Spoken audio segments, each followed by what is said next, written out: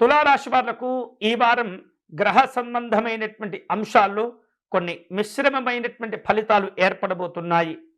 మీకు కలిగేటటువంటి ఆలోచనలను అమలు పరిచేందుకు ఎక్కువగా మీరు కష్టపడాలి. అంతేకాకుండా పెద్దల యొక్క సహకారం ఉంటే తప్పితే పనులు ముందుకు వెళ్ళేటటువంటి పరిస్థితి కనిపించడం లేదు. కాబట్టి ప్రతి పనిని కూడా జాగ్రత్తగా మీరు చేపడుతూ ఉండాలి. ఎవరో ఒకరు ఏదో ఒక రకంగా ఆ పనులను పూర్తి చేసేందుకు సహాయం చేస్తారులే అనేటటువంటి నిర్లక్ష్యంతో మాత్రం ఉండకూడదు. పెద్దవారిని కలుసుకోవాలి, వారి యొక్క సహకారాన్ని పొందాలి.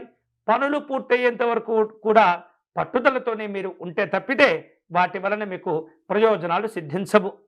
అంతేకాకుండా ఈ వారం ఎంత కష్టపడితే అంత ప్రయోజనాలు పొందే అవకాశాలు ఉన్నాయి. ముఖ్యంగా విద్యారంగంలో ఇటువంటి పరిస్థితి కనిపిస్తుంది. విద్యార్థులు కష్టపడి తమ లక్ష్యాలకు చేరుకునే అవకాశాలు ఉన్నాయి. ఆదాయ మార్గాల్లో కొంత హెచ్చుతగ్గులు కనిపిస్తున్నాయి. గొప్పలకు పోవటం, కష్టపడి సంపాదించిన ఖర్చు చేయటం, ఆ తర్వాత మళ్ళీ కష్టపడటం ద్వారా మళ్ళీ ధనాన్ని సంపాదించడం, ఇట్లా కొన్ని రకాల అనవసరమైనటువంటి ఖర్చులతో కూడిన ఇబ్బందులు కూడా ఈ వారం ఉంటాయి.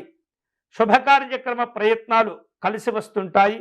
మీకు రావలసినటువంటి బాకీలు సకాలంలో వసూలు చేసుకునే అవకాశాలు ఉన్నాయి. ఆరోగ్య విషయాల్లో నిలకడగా ఉండే పరిస్థితి ఉంటుంది. సమయపాలనతో కూడినటువంటి జీవనాలను ముందుకు తీసుకువెళుతూ ఉండాలి. ఆరోగ్య విషయాల్లో పెద్దవారి యొక్క సహకారం అవసరమవుతుంది.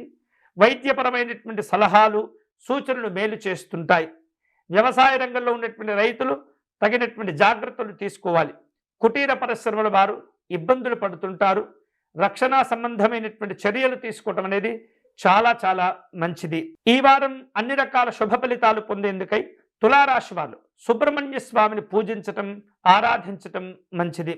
వీలైతే స్వామివారికి విభూధిని సమర్పణ చేయటం, స్వామివారికి అష్టోత్తర శతనామార్చన నిర్వహించటం, భుజంగ స్తోత్ర పారాయణం చేసుకోవటం, చలివిడిని నివేదన చేసుకోవటం, వీటిల్లో మీకు వీలైనటువంటి పరిహారాలు నిర్వహించుకొని సుబ్రహ్మణ్య స్వామి యొక్క అనుగ్రహాన్ని పొందే ప్రయత్నం చేయవచ్చు.